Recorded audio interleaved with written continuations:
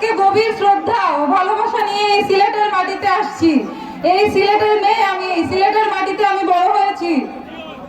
আমি আজকে সিলেটে আসছি, এখানে আমাদের এই যে সিলেটের সংগ্রাম, সেই সংগ্রাম আমাদেরকে বারবার অনুপ্রেরণা জাগায়।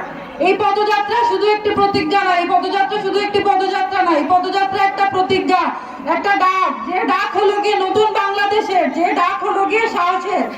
আমরা অত্যন্ত ভারাক্রান্ত হৃদয় নিয়ে আজকে এখানে দাঁড়িয়েছি। গত 4 দিন আগে মাইলস্টোনে বিমান দুর্ঘটনায় আমরা হারিয়েছি আমাদের অনেক প্রিয় মুখ। আমি সেই সকল নিহত পরিবারের প্রতি জানাই গভীর সমবেদনা এবং আমাদের যত নিহত ভাই বোনেরা আছেন এই মাইলস্টোন দুর্ঘটনায় তাদের আত্মার শান্তি কামনা করছি এবং যারা আহতরা আছেন তাদের দ্রুত সুস্থতা কামনা করছি। প্রিয় সিলেটবাসী, আমি শ্রদ্ধা জানাতে চাই আমাদের জুলাইয়ের যারা শহীদরা আছেন, যারা তাদের জীবন উৎসর্গ করেছেন একটা ফ্যাসিস্ট সরকার থেকে আমাদেরকে মুক্ত করার জন্য।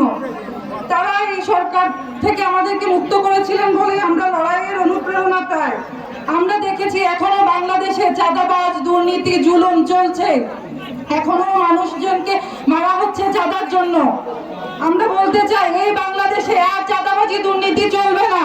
এই বাংলাদেশে আর কোনো পরিবারতন্ত্র চলবে না।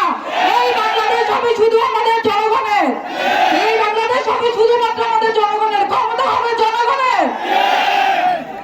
আমি আরো বলতে চাই আমার যারা বোনরা আছেন তাদের প্রতি, আমরা মেয়েরা রাজনীতিতে আসতে ভয় পাই, আমাদের ভয় থাকে, আমাদের সামাজিকতার ভয় থাকে, আমাদের কটু কথা শোনার ভয় থাকে। আমি বলতে চাই আমাদের মেয়েদেরকে রাজনীতিতে এগিয়ে আসতে হবে।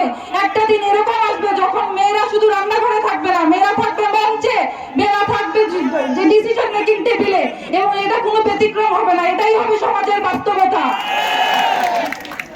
আমার স্বপ্ন খুবই সাধারণ। আমার স্বপ্ন হলো গিয়ে এই দেশ হবে একটা সুস্থ, নিরাপদ, দুর্নীতিমুক্ত বাংলাদেশ। এই দেশে কোনো গরিব শিশু বঞ্চিত থাকবে না।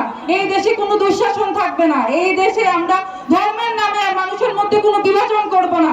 আমরা সকল ধর্মের মানুষ এই দেশে শান্তিতে থাকবো। সকল ধর্মের মানুষ আমরা তাদের মর্যাদা নিয়ে এই দেশে থাকবো।